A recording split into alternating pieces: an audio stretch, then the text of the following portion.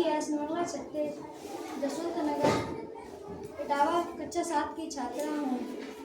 मैंने एक स्मार्ट हल बनाया है। यह हल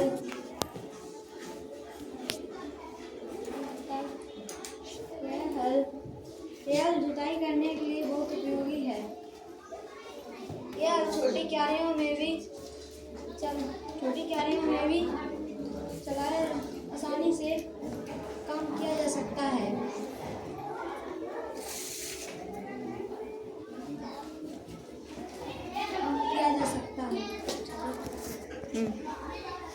मैं सभी PS नोला छत्ते जसवंत नगर इटावा की कक्षा 8 की छात्रा हूँ। इसमें सोलर सेल भी लगाई है। इसका उपयोग रात में काम कर सकते हैं। सबसे अधिक उपयोग है कि इससे कोई विकलांग व्यक्ति या छोटे उम्र वाले व्यक्ति भी चला सकते हैं।